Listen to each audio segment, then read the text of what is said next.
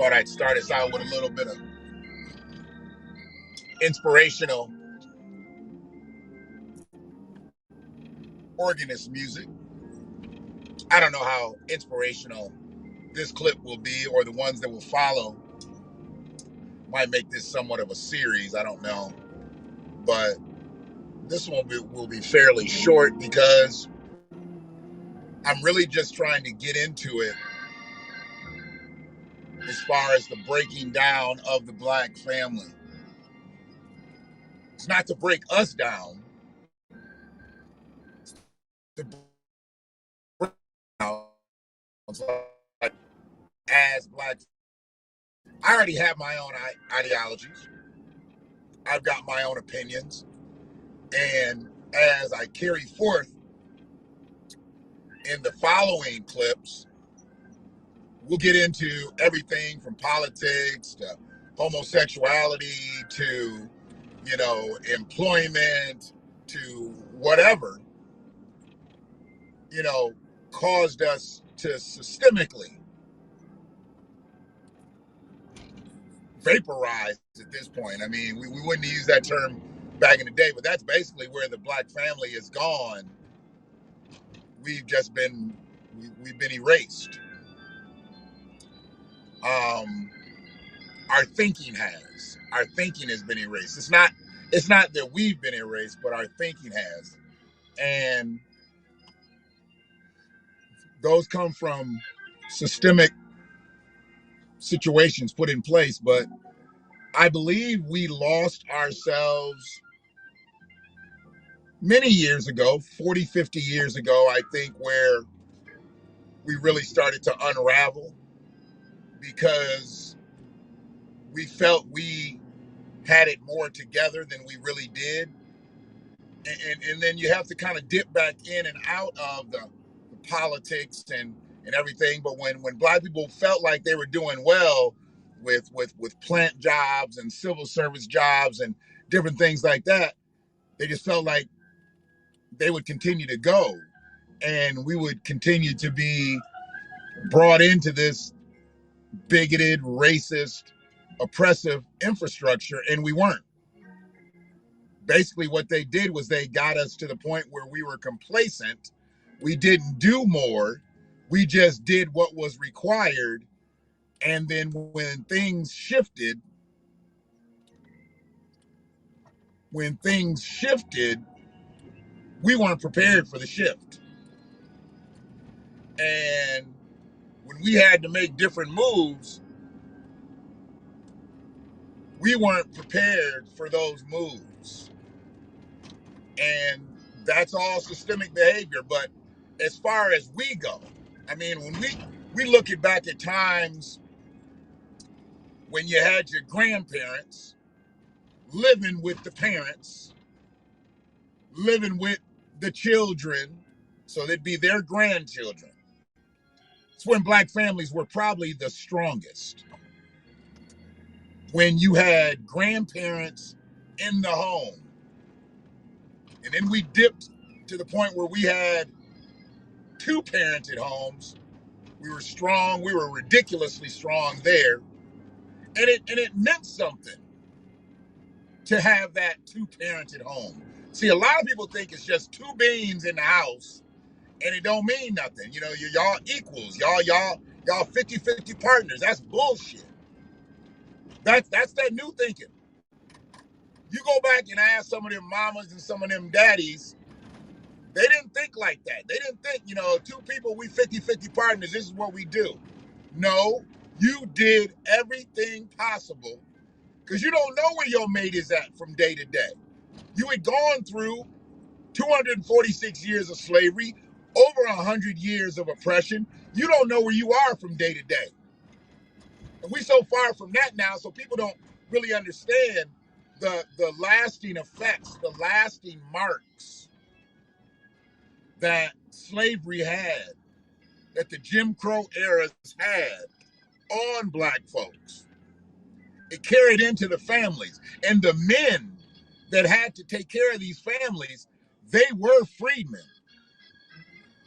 The grandfather at that time might have been a slave. So their ideologies about things were totally different than what the ideologies of what a grandfather would be today or a father would be today if they're living in the same home. And you don't see that camaraderie.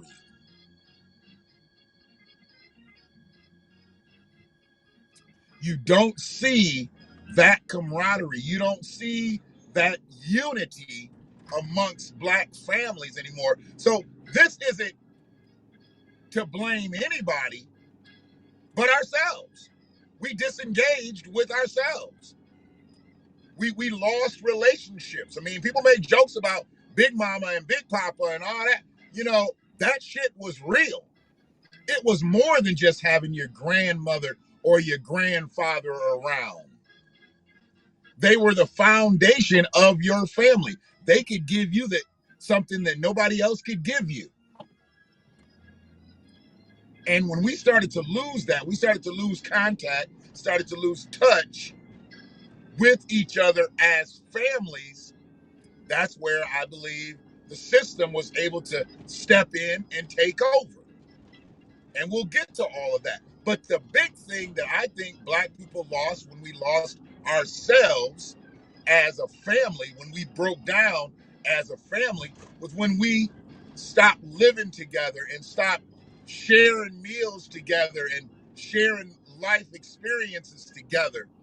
You know, when you see old photos of family, it was the mama, the daddy, the grandma, and the grandpa, and the kids. You might have had grandma and grandpa from both sides. Depending on what type of situation you had, you could have had grandma and grandpa from both sides living in the house. And you got to think about it. Once they get up in their years, they're not working anymore, so they're really not bringing anything in. So hopefully there's some type of benefit for them monetarily every month to be able to take care of themselves. If not, they got family, and you made do. But we lost that. We lost that edge of unity. I mean, as a family, you can show up 7, 8 deep. You can show up 7, 8 deep, and they're all from your house. You get 2, 3 families together, you got a gang. Who's fucking with you? But now, when a family shows up, it might be the mama. She got to call the daddy. And if grandparents are around, okay, maybe. I mean, we went from having a clan walk out of a house and have to go deal with some shit to now we got to get to texting everybody to see where you're at. Can you get there? So we'll talk about the systemic shit that harmed us, the oppressive shit that slowed us down. But where we really need to start is we really need to start about how we disengaged ourselves, how we allowed integration to come into play to make us feel like we don't need to live by each other in the same neighborhoods. I want to live out here. There's better houses out here. Yeah, but they don't like you out there. And your work is here. So you want to move out there and then you come back and work here. And then you want to talk about how good you got it out there. Black folks wasn't trying to hear that. And I'm definitely about the betterment of black people. I want to see you bubble. I want to see you blow. I'll never not want that for anybody. But if you're doing it for a status symbol to make people believe that you are better than you are, you're part of the problem, bro. Jeff Ocean, good morning, sir. I don't believe I've ever seen your name pop across the chat room. I don't get very many people in here, so I appreciate you. Hopefully you subscribe to the channel. If you're coming in, you might want to take a look at a couple more of my clips after you watch this one. This one isn't like the quintessential clip that I put up, but I'm still in the same vein. And I'm thankful for the HAP space because, like I said, it's minimized my work I have to do on the back end, the post-production end. It sends clips out in different directions, which they need to go. I appreciate that, and I appreciate anybody who has subscribed to the Hap Space and everybody that has helped me out while I've been in this space. You know, I send out a message and I get it back in a couple hours. But like, what is this? Oh, okay, I know what that is. So it's one of those things where you've been quite helpful, much more helpful than any other platform that I've dealt with, and I appreciate that. I definitely appreciate that.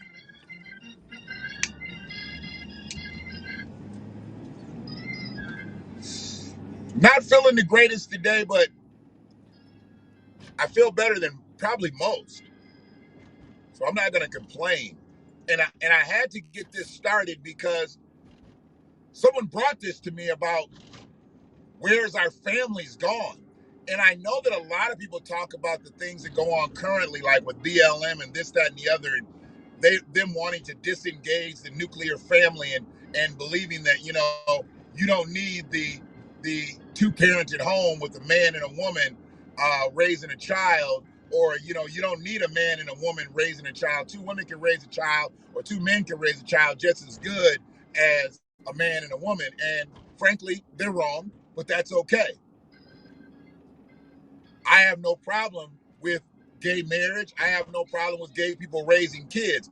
But what I have a problem with is the production of a child comes from a man and a woman. I don't care how you end up getting it, but the production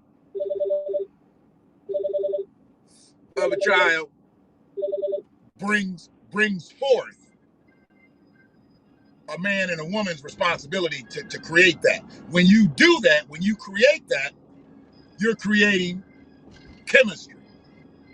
Where you have chemical imbalance is where you think that you can keep one of those individuals from the raising of a child. From the raising of a child, it's hard to keep a man out of a child's life 100% and just think that you as a woman or you as women can raise a child. Vice versa, same thing with men. Men cannot raise a child without a woman being in that child's life. It doesn't make for a fruitful situation, and it makes for chemical imbalance.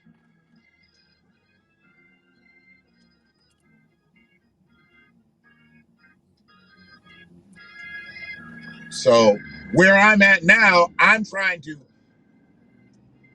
figure out really what happened to us as a family. I mean, it wasn't like black people just started disliking being around each other. You know, I think the reason that people love the movie Soul Food so much, because it made them think about what black families used to be. You know, they fought like cats and dogs Monday through Saturday. Saturday evening, though, they started thinking about Sunday dinner, Sunday morning, started putting Sunday dinner together. And by Sunday evening, everybody was full, happy, and there was a family again. Get back to Monday, you motherfucker, you. That's just the way life was. But that's family. And in the end, it showed they do anything for each other. No matter how fucked up their family structure really was, they do anything for each other. They come through for each other. You don't have that now. You just have family members who'd rather tear you down. When they see you doing bad, they'd rather just tear you all the way down. They don't catch you before you fall. They let you fall, watch you fall. Then when you trying to get up, they be like, are you okay? They've been watching you stumble for months, maybe years. And then they're going to ask you, are you okay? Hell, I had motherfuckers that didn't start fucking with me till I lost a couple pounds and shit. Hadn't fucked with me for years. Hadn't fucked with me for years.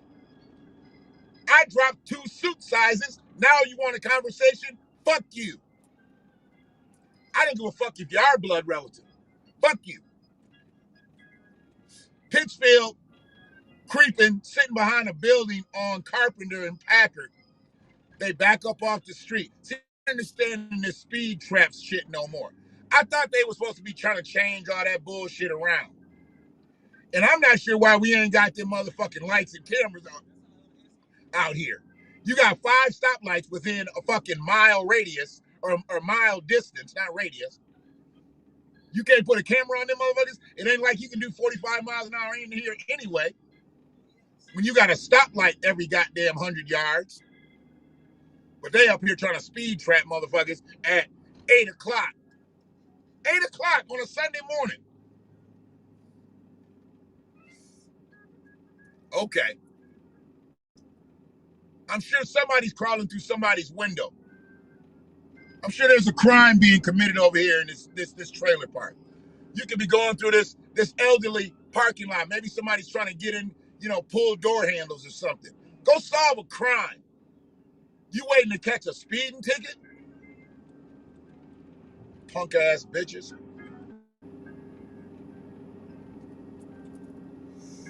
So yeah, where I'm at with the black family, I want to know how we lost our way. And we'll get to all the other shit. But how did we do it to ourselves? Before anybody else did it to us, how did we do it to ourselves? Because we made it through all the bullshit with slavery and all the oppressive shit in the late 1800s and early 1900s. We had families together. Why did we decide? What was the deciding factor for us not to stay together? That's all I want to know. And then we can proceed. So I think I want to do 3 or 4 of these videos and go into what it took for us to get to where we are now. Everybody's not gonna dig it, but everybody don't dig my shit anyway. So I really don't give a fuck. The people who dig it are the people who understand it. And I'm not really trying to talk to people that don't understand it. You can be ignorant to my message, but if you listen long enough, it clears itself up. I'm not out here with a whole bunch of fucking randomness.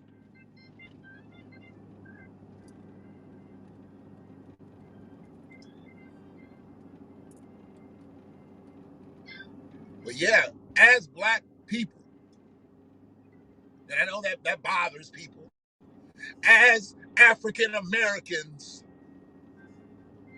why are we in the state that we're in? Why did we decide to cast the elders aside, to move away from the collective? Why did we decide to do that instead of building amongst one another? And I only want to talk to motherfuckers who want to talk about that shit. The first motherfucker that comes in and starts talking about black on black crime is going to get sent.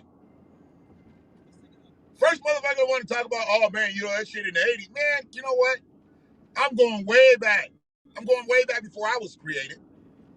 I mean, I've been in this bitch since 70. But I want to know when we were strong in the 30s and the 40s, because they had fucked with us so long, we ain't even 100 years out of slavery. When we were strong, when we traded with one another. I remember hearing my grandmother say traded. They said, I say that shit. Traded. You traded and you bartered. And you did business. You did business with people who helped you. You helping them by doing business with them. I wish I knew who them people were that my uncle and his friends used to go out and get them chickens. Not that I do that shit now. I never learned how to do that shit when I was younger, so I know I ain't gonna learn how to do it now. I just want to know, where are those people's kids at? Where are those people's grandkids at? They used to go get live chickens and bring them motherfuckers right back on Brown Street and choke chickens right in the driveway. And by Sunday, shit, we had fresh yard bird. I remember them snapping chickens' necks off and the fucking chickens walking around the driveway right on Brown Street, Brown and Hill. I mean, we're in the center of Ann Arbor, Michigan. We 200 yards from the north end zone of Michigan Stadium. And these old black men are out here choking chickens and snapping their heads off.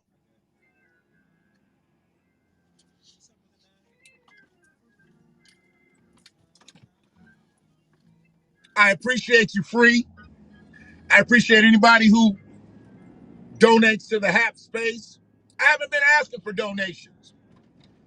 You know, like I said, I really want to put this platform together. But they're definitely appreciated. They're definitely going to be appreciated and utilized fruitfully. We got plans. We got big plans. But we don't need to talk about that. What I'm concerned with is what the hell happened to the black family. I'm concerned. So my next clip, I want to take it basically by like 20 to 25 year increments. And I want to start post-slavery. We don't need to go to slavery. We don't need to do 1619 to 1865. We're going to touch on that because that's the root of a lot of shit.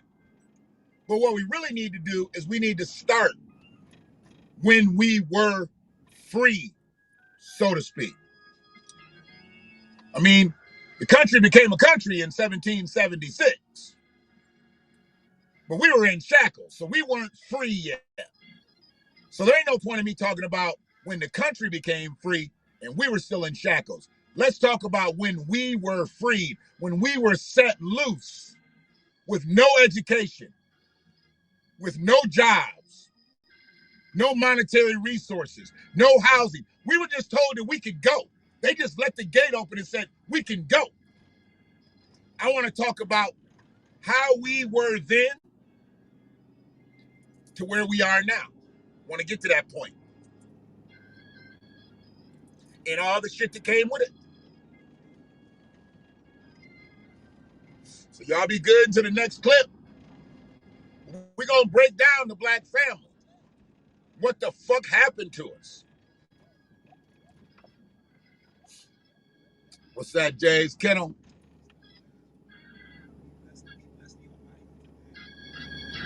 Yeah.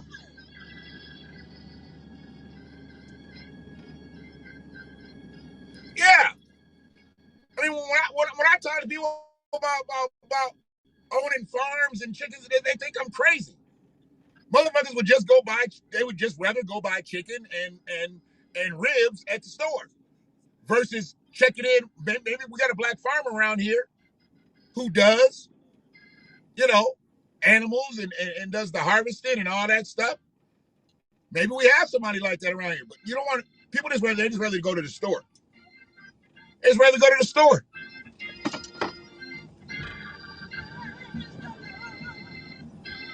I mean, I think they said the beginning of the century, no, 100 years ago.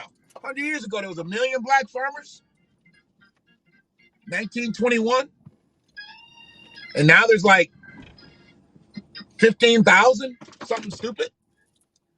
Maybe it's 45,000. Can't remember exactly. I got to get that number. I got it dialogued somewhere because I did a clip on it.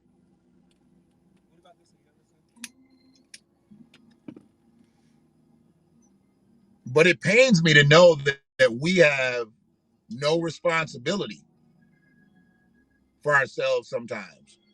We just think everybody else should be doing stuff for us. And granted, I think we're owed a lot of shit. And I think we need repair. And I think we need reparations. But we got to get back to the root of who we were before we can go asking for what we're owed. We can't do it individually. And you definitely are due for self, even though you about community uplift and you about, the collective, your own pigs and chickens. Hey, you know. You know what the markup is on chicken. You know what the markup is on sausage, on ribs, on whatever. Bacon, anything, ham, you know what the markup is versus growing it yourself. I get it.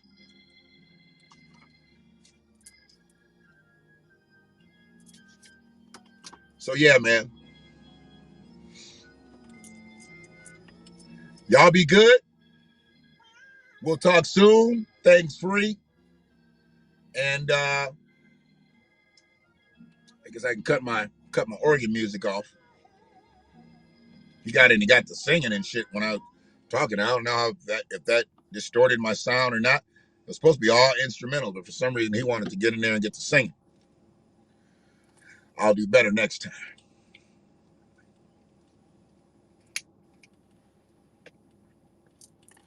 One love.